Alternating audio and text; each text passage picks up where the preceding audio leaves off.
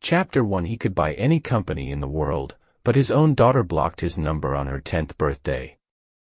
The notification glared from the screen of his phone, a sterile, digital tombstone on a decade of fatherhood.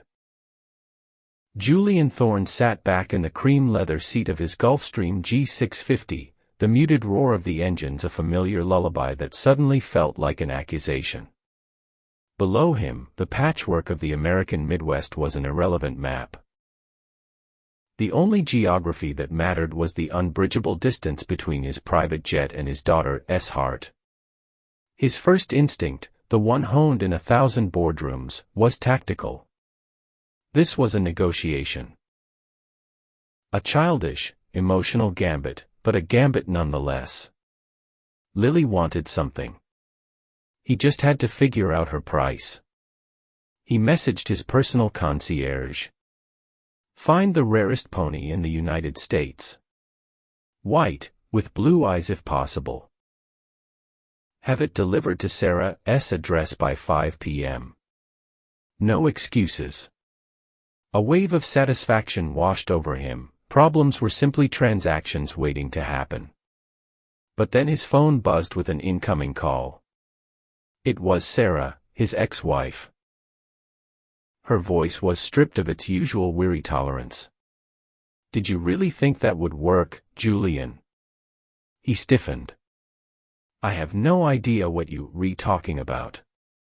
The pony.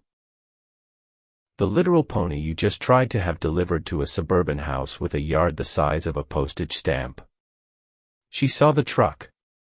She locked herself in her room. The tactical advantage evaporated, replaced by a hot wire of irritation. It's her birthday. I got her a gift. She did not block you because she wants a gift, Sarah's voice cracked with a decade of frustration. She blocked you because you missed her school play yesterday.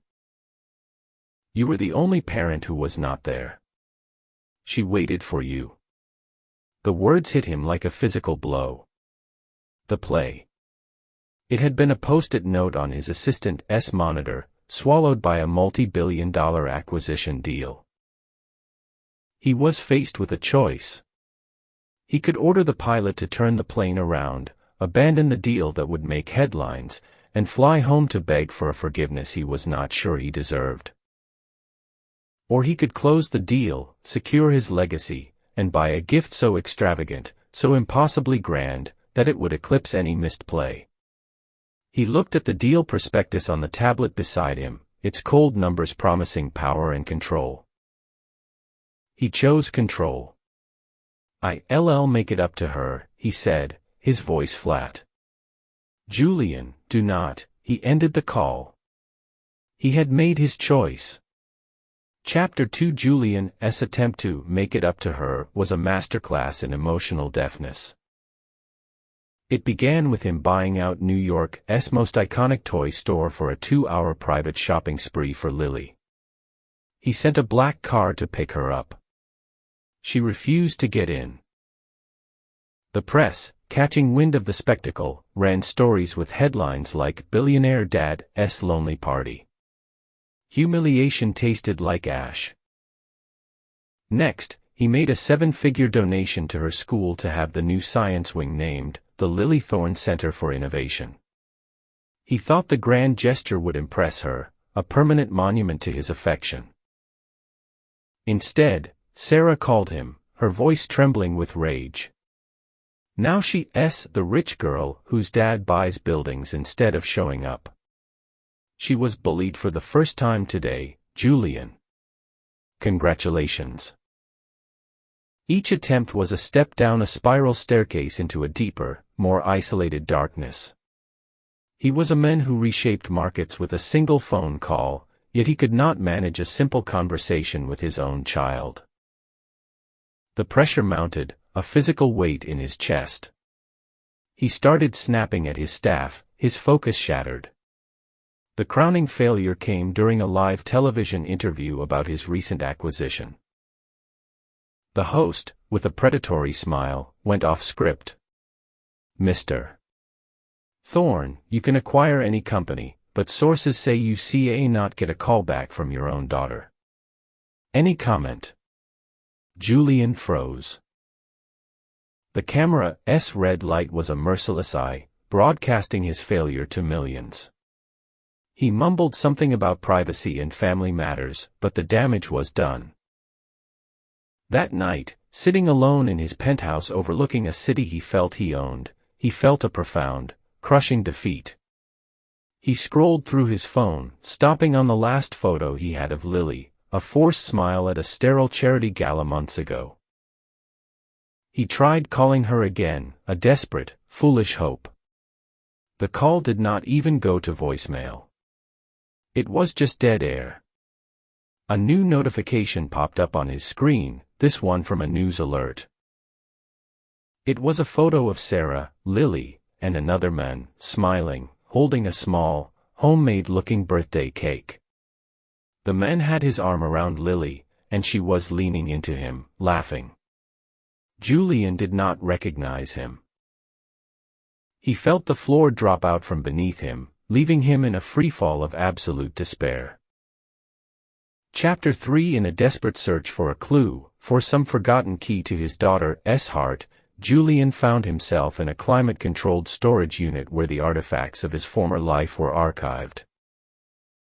He stumbled upon an old hard drive labeled "Family."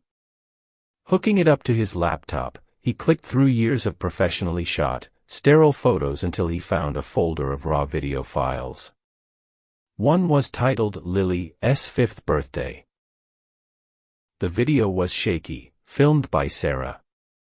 A younger Julian was on the floor of a much smaller apartment, surrounded by a mountain of expensive, brightly colored plastic toys. But little Lily was ignoring them all. In her hands was a simple, generic box of building blocks. "Build the wobbly castle, Daddy," she squealed. In the video, Julian laughed, a genuine, unburdened sound he barely recognized, and together they built a clumsy, asymmetrical tower that collapsed every few minutes, sending them into fits of giggles. That was it. The memory hit him with the force of a physical impact. It was not about price or rarity. It was about a wobbly castle. A flicker of hope ignited in the wreckage of his despair. He knew what to do. He left the storage unit and drove himself, a foreign experience, to the nearest big box toy store. He found the exact set of simple, wooden blocks and bought them, the cheap cardboard box feeling more valuable than anything in his portfolio. This was not a transaction, it was an apology. He drove to Sarah's house, his heart pounding with a mixture of hope and terror. As he walked up the driveway, he saw them through the large living room window. Lily was at the table.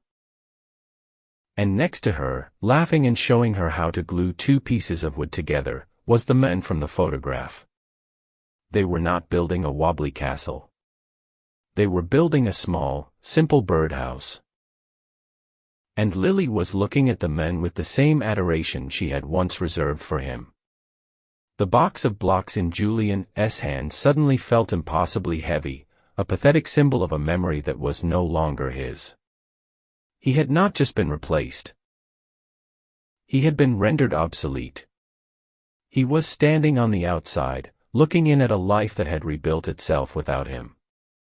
This was his lowest point, a bottom so deep and dark he was not sure there was a way up. Chapter 4. Standing in the cold, Julian watched them for another minute. He saw the easy warmth, the shared smile, the simple presence he had traded for stock prices and market share.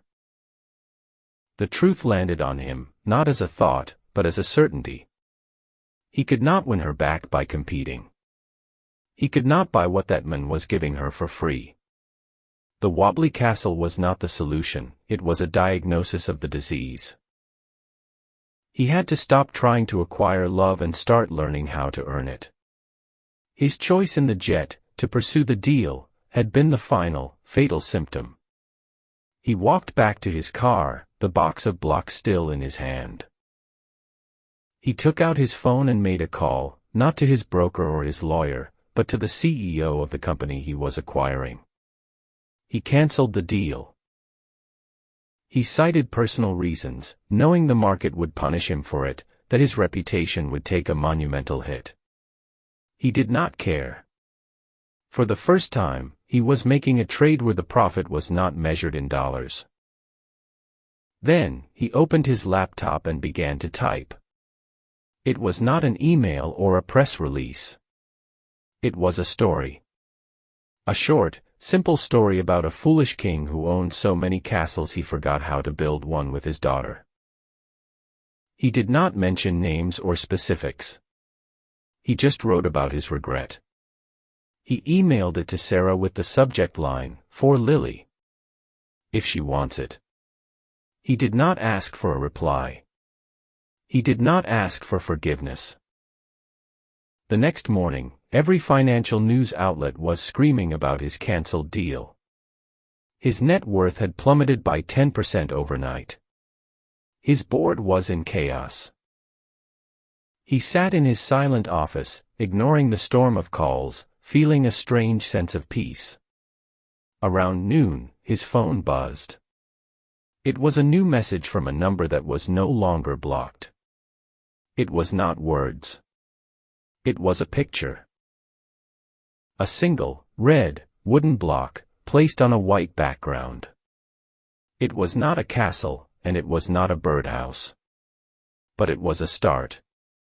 It was the first block of something new.